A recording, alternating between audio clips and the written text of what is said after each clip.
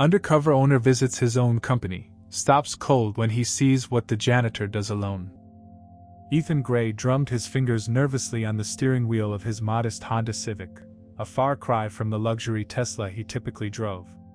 The digital clock on the dashboard read 10:47 p.m. as he pulled into the employee parking lot of Gray Tech Manufacturing, the company that bore his family name. Tonight, however, he wasn't Ethan Gray, the 32-year-old CEO who had inherited the company 6 months ago following his father's unexpected passing. Tonight he was simply Ed, a temporary worker starting the night shift. The sprawling factory complex loomed before him, its industrial silhouette cutting an imposing figure against the night sky.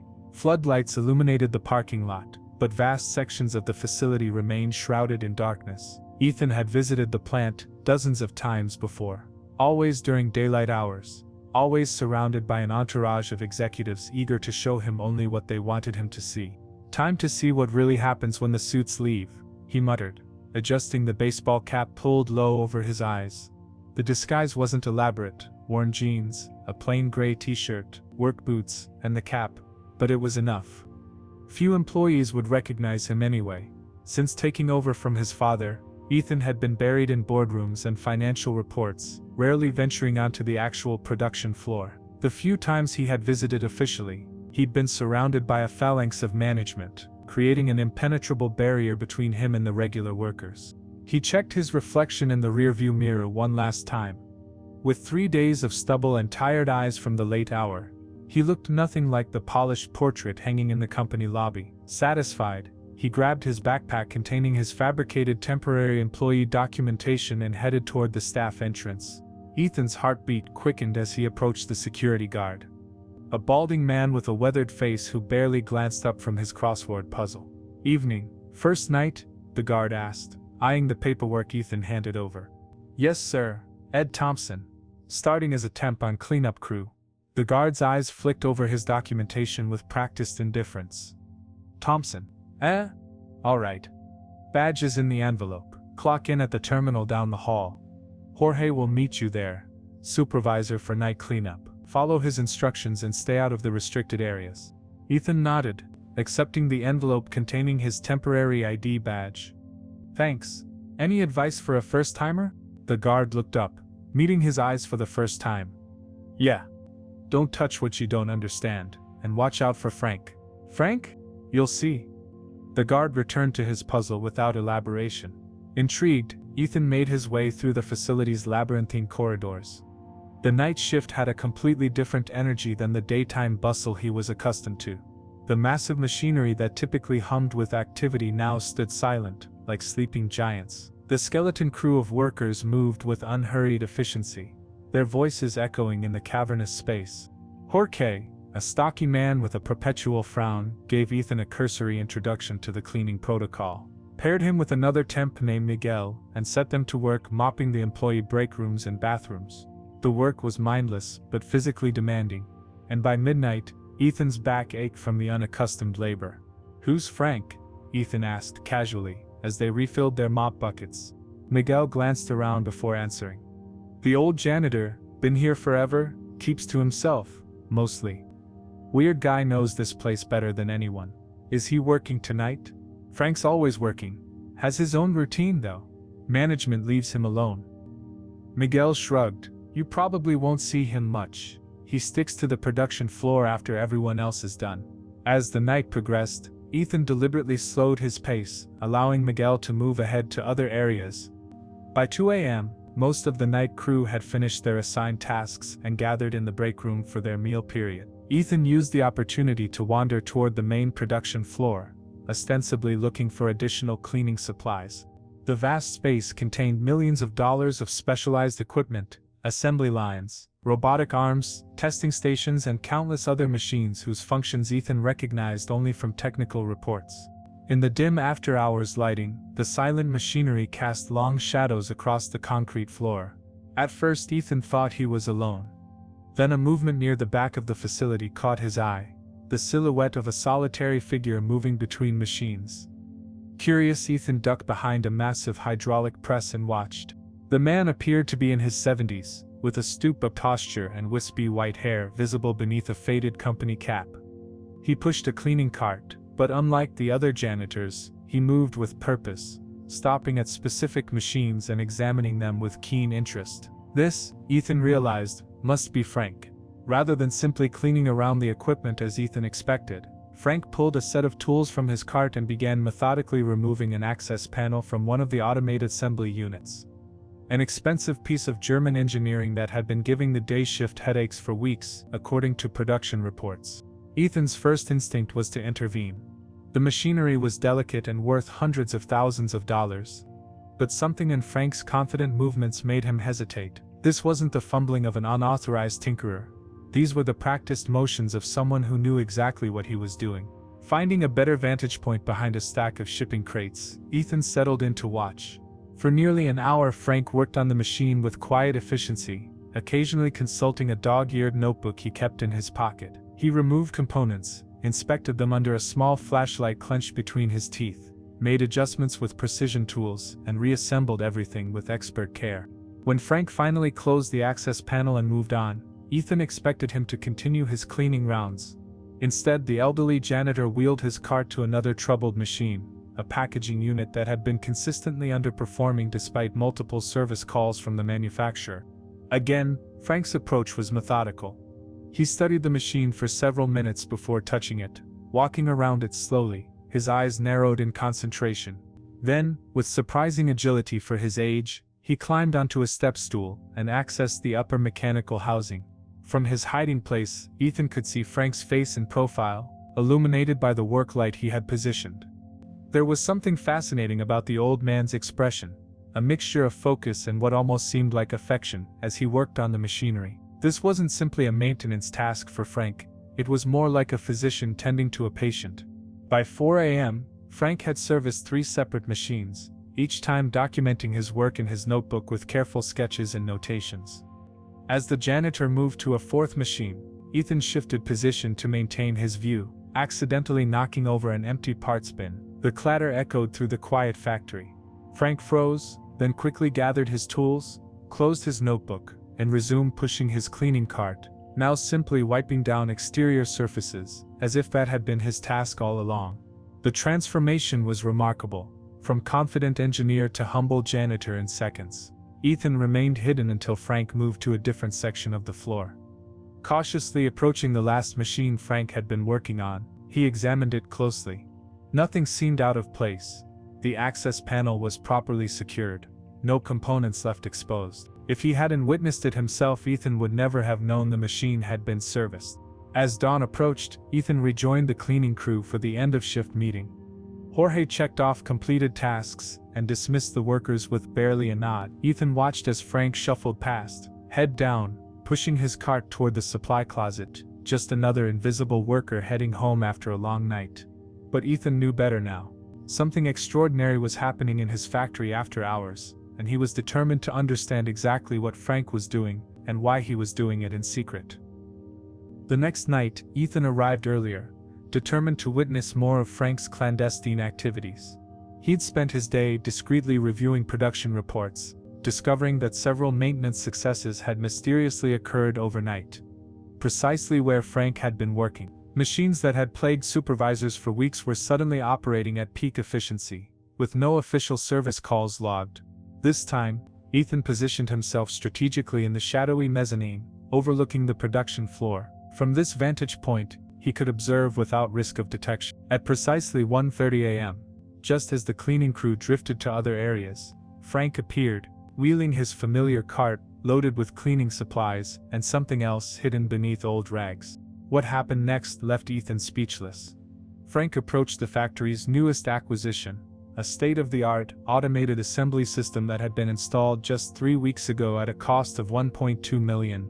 The machine had consistently underperformed, achieving barely 70% of its promised output. Engineers from the manufacturer had visited twice, claiming the issues were calibration anomalies that would resolve with time. Frank circled the machine like a surgeon assessing a patient, occasionally stopping to run his weathered hand along its frame as if feeling for something.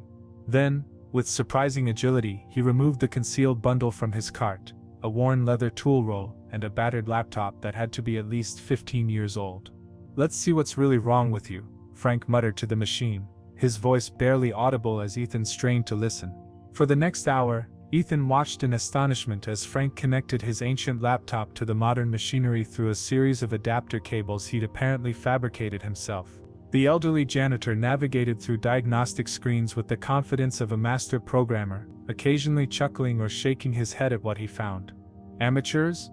Frank whispered once, typing commands that made the machine's control panel light up in sequences Ethan had never seen during official demonstrations.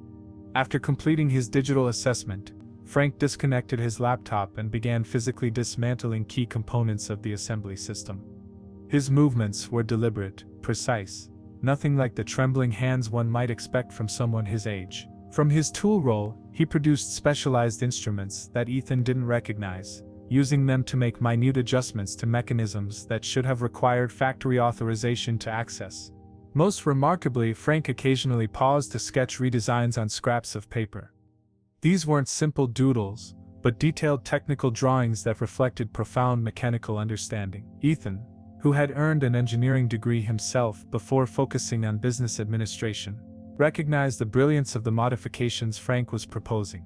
2 hours later, Frank reassembled the machine, leaving no evidence of his intrusion. He tested the system through a limited cycle, nodding with quiet satisfaction when it performed flawlessly. Before moving on, he meticulously documented his work in a dog-eared notebook, adding to what appeared to be years of similar entries. Ethan remained frozen in place, mind racing. This janitor wasn't just making minor fixes, he was re-engineering cutting-edge technology, improving designs that teams of specialized engineers had developed. And he was doing it with tools that belonged in a museum. As the night progressed, Frank repeated this process with 3 more machines, each time identifying and resolving issues that had confounded the company's maintenance team. At one station, he fabricated a small metal component on the spot, using the factory's metalworking tools with masterful skill before installing it in a packaging mechanism that had been offline for repairs. Around 4 a.m., Frank approached a desk in the quality control office. Glancing around cautiously, he accessed a computer terminal using a password. Ethan couldn't see. For 20 minutes, the janitor reviewed production data, occasionally making notes or adjusting parameters in the system. He wasn't just fixing machines, he was optimizing entire production sequences. Ethan's mind flashed to recent executive meetings, where middle managers had proudly presented significant efficiency improvements and cost reductions. They'd attributed these gains to their leadership and implementation of consultant recommendations. Yet here was evidence that at least some of those improvements likely stemmed from this silent janitor's nighttime interventions. The most perplexing question wasn't how Frank possessed such extraordinary skills, it was why a man with his obvious talents was pushing a mop instead of commanding a 6-figure salary as a senior engineer. And why did he work in secret, never taking credit for improvements that would surely earn him recognition and reward? As dawn approached, Frank returned everything to its proper place, wiped down the machines he'd serviced to remove fingerprints, and resumed his mundane cleaning duties. The transformation was so complete that anyone seeing him now would observe only an aging janitor performing routine work. Ethan slipped away before the end of shift, his perception of his company fundamentally altered. The factory he thought he knew, the one documented in reports and showcased during official tours, was merely the surface. The real heart of Graytech manufacturing beat in the quiet hours of night, tended by an unassuming custodian with inexplicable expertise and mysterious motives. Tomorrow, Ethan decided, he would begin looking into exactly who Frank really was. The following morning, Ethan arrived early at Graytech headquarters, his mind still processing what he'd witnessed. Instead of heading to his executive suite, he made a beeline for the Human Resources Department, nodding curtly to the startled receptionist as he passed. "Mr. Gray, we weren't expecting you today," stammered Brenda Winters, the HR director, hastily minimizing a game of solitaire on her computer screen. "I need to see the personnel file for one of our employees," Ethan said, maintaining the professional demeanor expected of him in this setting. "A janitor named Frank. Works nights at the main plant." Brenda's eyebrows shot up. "Frank Devereaux. What's he done?" "Nothing wrong," Ethan assured her. "Just following up on something." "His full file, please, including employment history." 20 minutes later, Ethan sat alone in a conference room, a disappointingly thin folder open before him. Frank Devereaux had been employed by Gray Tech for nearly 42 years, longer than Ethan had been alive. His initial application from 1983 listed previous experience as a mechanical specialist at a now-defunct manufacturing company.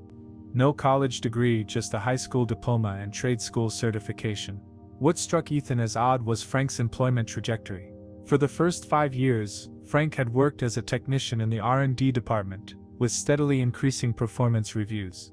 Then suddenly, in 1988, he was transferred to janitorial services, with a substantial pay cut. The transfer form bore the signature of Wallace Kearney, then COO and Ethan's late father's closest business associate. The file contained nothing to explain this puzzling demotion. No disciplinary actions, no performance issues. Just a terse note, reassigned per executive directive. Even more curious was the complete absence of recognition in Frank's file. No commendations, no acknowledgments of his contributions, despite his 4 decades of service. The only recent documentation was routine performance reviews from facilities management, rating him as satisfactory in all categories. The kind of paperwork completed without thought or attention. Ethan closed the file with a frown. The HR records told him little beyond the basic fact that Frank had once held a technical position before being inexplicably demoted to janitor, and had remained in that role for over 35 years. There has to be more to the story, Ethan muttered, returning the file to Brenda. His next stop was the company archives, housed in the basement of the administrative building. The elderly archivist, Mrs. Finch, peered at him over cat-eye glasses as he explained his request. Records from the 1980s. My goodness, those would be in the deep storage. Any particular department you're interested in? R&D focusing on 1983 through 1988, Ethan replied. And any executive communication involving Frank Devereaux. While Mrs. Finch disappeared into the labyrinth of filing cabinets, Ethan browsed through bound volumes of company newsletters from that era. His father smiled from several photographs, young and ambitious, celebrating factory expansions and product launches. In one group photo from 1986, Ethan spotted a much younger Frank standing among the R&D team, his posture straight and proud, eyes bright with intelligence. Here's what I could find, Mr. Gray, Mrs. Finch announced, returning with a dust-covered box. Though I should mention, some of these records appear to have been selectively maintained. Ethan raised an eyebrow. Meaning, well, there are obvious gaps. Numbered reports with sequences missing. Minutes from meetings with pages removed. She lowered her voice. Your father was very particular about record-keeping during certain periods. The implications of this statement hung in the air between them. Ethan thanked her and began sorting through the materials. Hours later, he had pieced together fragments of a story. Frank Devereaux's name appeared on several patent applications filed by Gray Tech in the mid-1980s. Always listed among contributing developers rather than as primary inventor. Yet cross-referenced internal memos clearly indicated that at least 2 of these innovations, a precision hydraulic control system and an automated quality testing protocol, had been primarily Frank's work. Most tellingly, Ethan discovered a partially redacted memo from Wallace Kearney to his father, dated just weeks before Frank's demotion. Devereaux, becoming problematic, questioning credit allocation. Suggests direct compensation for his valve design, recommend immediate reassignment before situation escalates. Unable to find more concrete information in the archives, Ethan decided to take a different approach. That afternoon, he visited Marion Schultz, a production manager who had been with the company for over 30 years, now nearing retirement. Frank Devereaux, Marion repeated, surprised by the CEO's question. Now there's a name I haven't heard mentioned in the executive offices for decades. Why the sudden interest? Just trying to understand our company's history better, Ethan replied carefully. You worked with him? Marion glanced around the empty break room before leaning closer. Not directly, no. But everyone knew about Frank back in the day. Brilliant guy, especially with mechanical systems. Had a way of seeing solutions nobody else could. So what happened? Why is he mopping floors? Marion shrugged uncomfortably. Office drama, I suppose? The story went that he developed some revolutionary hydraulic system that saved the company millions. But when the patents went through, his name was buried in the fine print and all the bonuses went to upper management. And he complained? Wouldn't you? Word is he confronted your father and Wallace Kearney directly. Next day he was reassigned to janitorial. Marian shook her head. After that, nobody wanted to be associated with him. Throughout the day, Ethan gathered similar whispered accounts from long-term employees. The details varied, but the core remained consistent. Frank had been a gifted innovator whose work had been appropriated by executives, and when he'd stood up for himself, he'd been effectively silenced. By evening, Ethan had a clearer picture of Frank Devereaux, a man whose brilliance had threatened the status quo, whose innovations had been claimed by others, and who had spent decades in the shadows of a company that had once benefited greatly from his mind. What remained unclear was why Frank had stayed all these years, continuing to improve machines in secret, asking for neither recognition nor reward. The answer to that question, Ethan suspected, could only come from Frank himself. Tonight, he would confront the janitor directly. That night, Ethan arrived at the factory wearing his Ed Thompson disguise, his heart pounding with anticipation. He'd spent the afternoon rehearsing what he would say to Frank, weighing approaches that ranged from direct confrontation to gentle inquiry. In the end, he decided that honesty was the only viable path. He skipped the customary check-in with Jorge, instead heading directly to the production floor where he'd previously observed Frank working. The massive space was eerily quiet, the machines dormant under the dim emergency lighting. For nearly an hour Ethan waited, concealed behind a row of packing crates, beginning to worry that Frank might have taken the night off. Then he heard it, the distinctive squeak of wheels that needed oiling.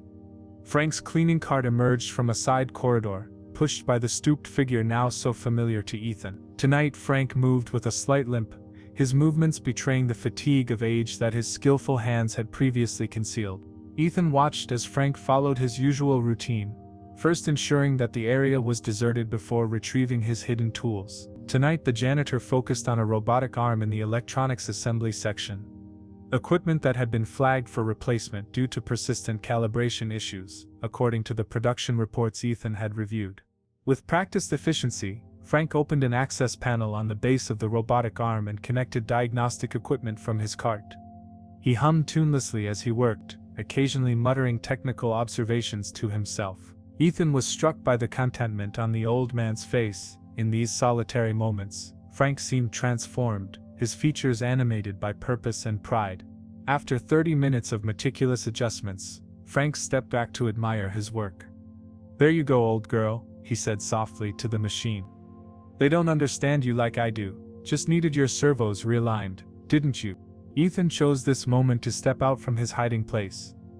"It's impressive work," he said quietly. Frank spun around, dropping a wrench with a clatter that echoed through the empty factory. His eyes widened with shock, then narrowed in suspicion as he took in Ethan's appearance. "You're the new temp?" Frank said guardedly, already hurrying to pack up his tools. "Look, I'm just doing some routine maintenance. Nothing to report." "I'm not here to report anything," Ethan replied, slowly approaching. "And I'm not really a temp, my name is Ethan Gray."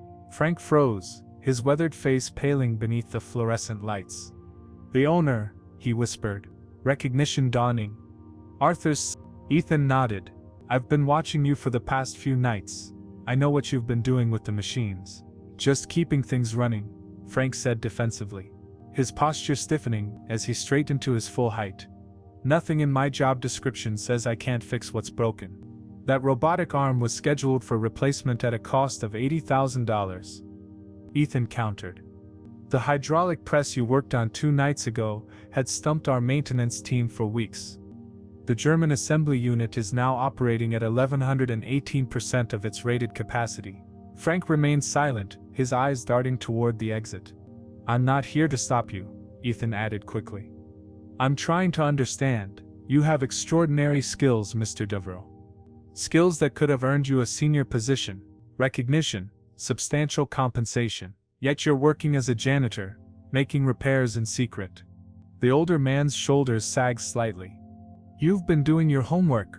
I've pieced together what I could from company records and conversations with long-term employees," Ethan acknowledged. "But the full story is still unclear to me."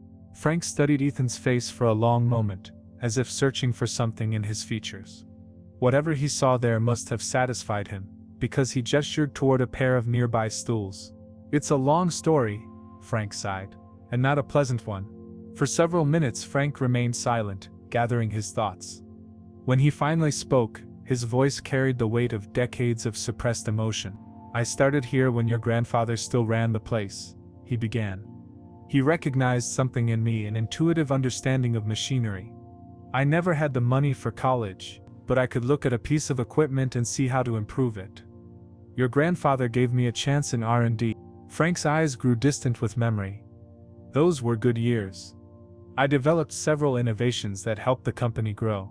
Nothing revolutionary, but solid improvements. Then in '85, I designed a hydraulic control system that changed everything. It reduced material waste by 62% and increased production speed by 40%. The D85 hydraulic integration system," Ethan said, recognizing the reference from his research. "It became the company's flagship technology." Frank nodded. "Your father had just taken over from your grandfather. He and Wallace Kearney were ambitious, focused on rapid expansion. When my design proved successful in testing, they immediately began preparations to patent and market it." Frank's hands clenched. "When the patent paperwork came through, my name was listed as one of 12 contributing developers. The primary inventors were listed as Wallace Kearney and Arthur Gray, your father." Ethan felt a cold weight settle in his stomach. "They stole your design. They called it corporate ownership of intellectual property," Frank replied bitterly. "I confronted them, argued that I deserved recognition, and a share of the profits my innovation would generate. Wallace laughed in my face. Your father was more diplomatic, offered me a modest one-time bonus. What did you do? I threatened to take my case to the board, to prove the design was mine. I had my original sketches, my lab notebooks." Frank's voice hardened. "The next day I was called to HR and informed that due to restructuring, my position in R&D had been eliminated. I was offered a choice, accept a janitorial position, or be terminated with no references. And you stayed," Ethan said softly, the implications of this injustice washing over him. Frank's eyes met Ethan's directly. "I had a wife with multiple sclerosis and 2 kids in school. Jobs were scarce. The company health insurance was the only thing keeping my wife alive." His voice broke slightly. "I took them up." "I'm so sorry," Ethan whispered, genuinely shaken. "Your father and Kearney made sure everyone knew I'd been demoted. They spread rumors that I'd been caught falsifying test results. Nobody would risk their career by associating with me." Frank shook his head. "After that I became invisible. Just the old janitor nobody paid attention to." "But you kept fixing the machines," Ethan prompted. "All these years in secret. Why?" Frank's expression softened. "At first, out of spite. I'd see problems they couldn't solve, solutions they couldn't see. It gave me satisfaction to know that they still needed my skills even if they didn't know it. And later, Frank paused, considering. "I came to care about the people here. Not management, but the workers on the floor. When machines break down, they lose hours, sometimes get sent home without pay. Every repair I make keeps someone's job secure for another day." Frank gestured toward the factory floor. "These machines, this factory, they've been my life for 42 years. I couldn't just watch them deteriorate because of incompetent management decisions." Ethan sat in silence, absorbing Frank's story. The portrait it painted of his father was disturbing but consistent with other things he'd learned since taking over the company. Arthur Gray had been brilliant at growing the business, but had sometimes employed ruthless tactics that left casualties in his wake. "What happens now?" Frank asked quietly. "Are you going to fire me for unauthorized maintenance?" Ethan shook his head firmly. "Fire you? That's the last thing I'd do." Instead of replying immediately, Ethan stood and walked to the robotic arm Frank had just repaired. He ran his fingers along the smooth metal housing, feeling the precision engineering beneath. His engineering background, though never fully utilized in his business career, gave him enough understanding to appreciate the complexity of what Frank had accomplished. "I spent the day digging through financial reports," Ethan finally said. "Did you know that this factory has consistently outperformed every other production facility in our company? For decades, it's had fewer machine failures, less downtime, higher productivity, and better quality control scores." Frank shrugged modestly. "Just doing what needs doing." "No," Ethan countered, turning to face him. "You've been the invisible backbone of this operation. I found production efficiency reports going back 15 years. Every major improvement coincided with periods when you were on shift. Pulling a tablet from his backpack, Ethan showed Frank a chart he'd compiled. Look here, October 2017. The Boston consulting firm we hired recommended replacing an entire assembly line for $3.2 million. Mysteriously, before the requisition was approved, the existing line's performance improved by 28%, making the replacement unnecessary. You were working that month, weren't you?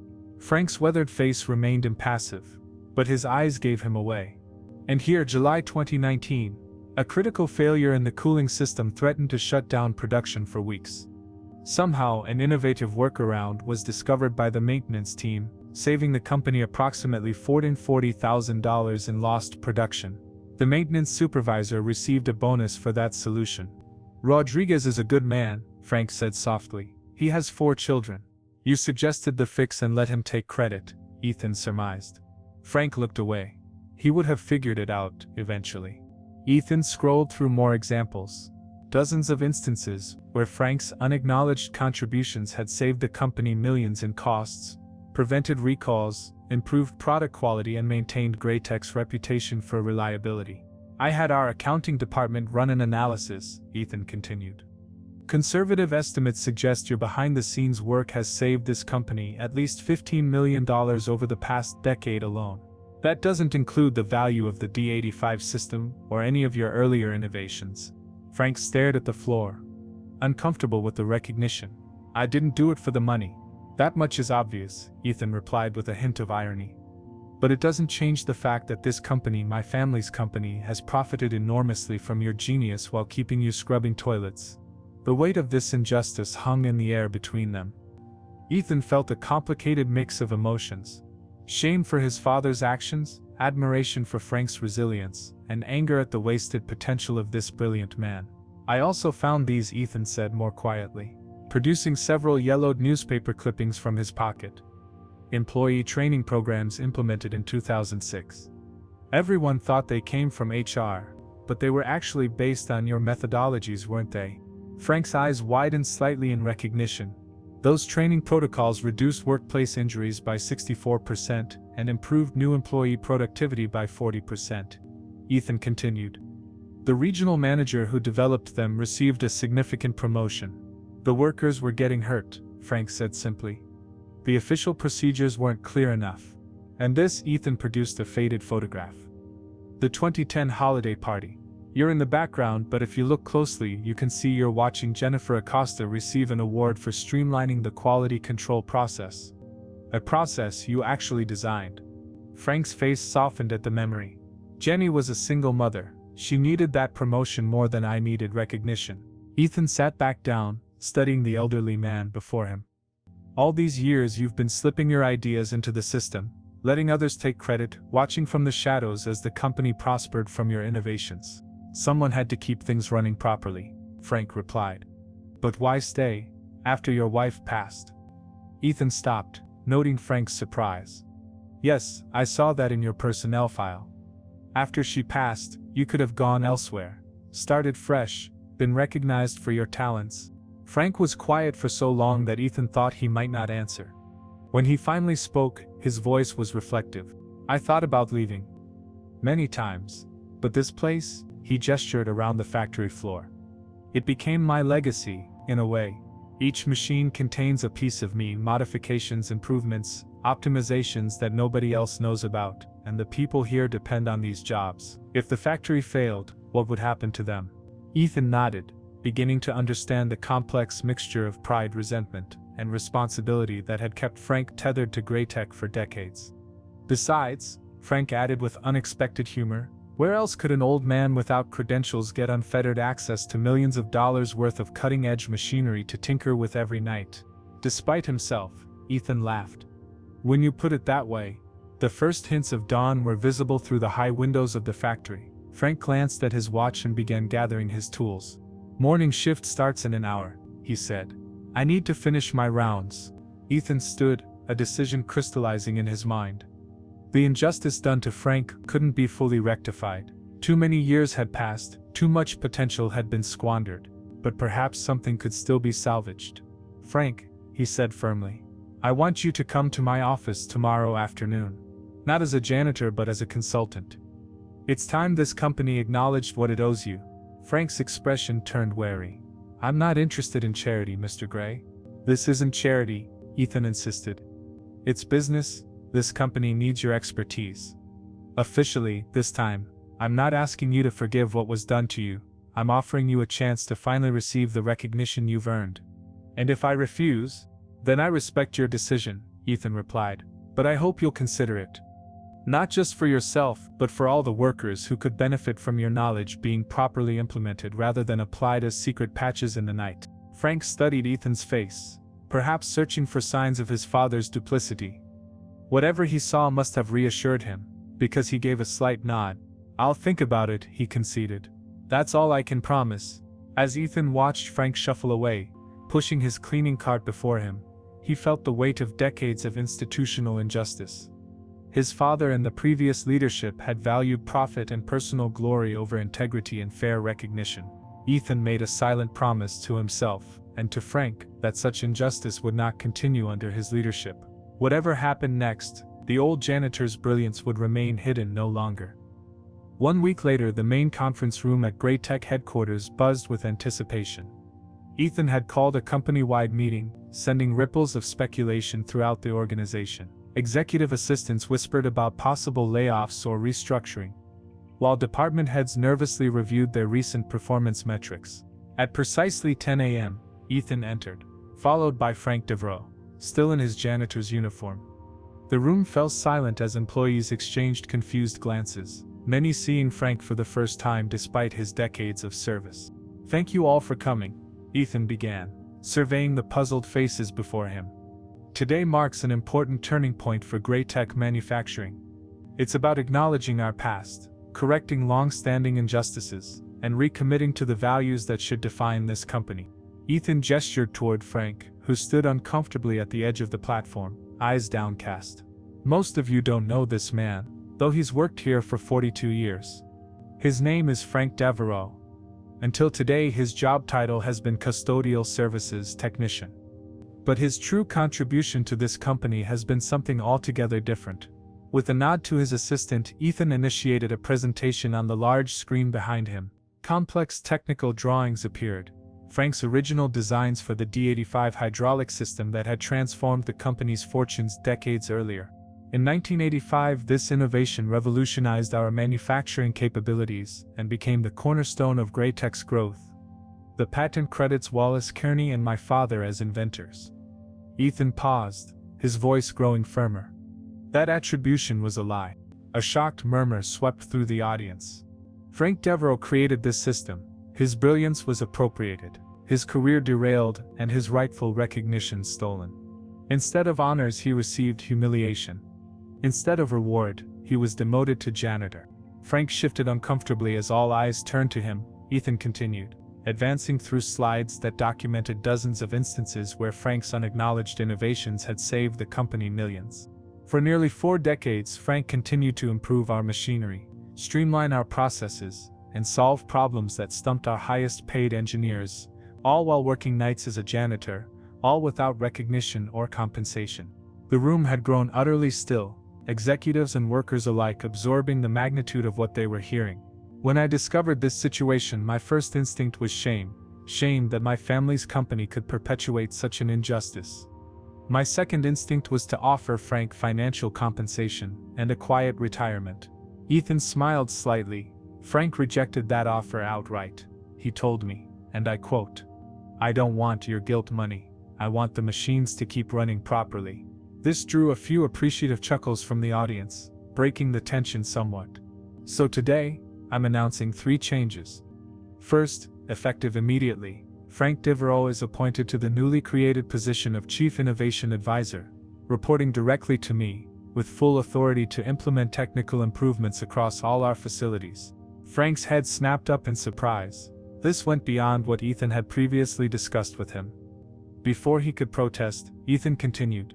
Second, the company will provide retroactive compensation for Frank's contributions. Our financial team has calculated the approximate value of his innovations over the years, adjusted for inflation and including appropriate interest. The resulting sum of $4.2 million will be paid to Mr. Devereaux immediately. Gasps echoed through the room. Frank took a half step forward, shaking his head, but Ethan raised a hand to stop him. This isn't charity, Frank, it's simply paying a long overdue debt. Then, addressing the wider audience again. Finally, effective today, Graytech is implementing a new innovation recognition program. Any employee regardless of position can submit improvement ideas through a blind review process that will be evaluated on merit alone. Successful innovations will receive both financial rewards and proper attribution. Ethan moved to stand directly beside Frank. This company was built on innovation, some acknowledged, some stolen, some hidden in the shadows.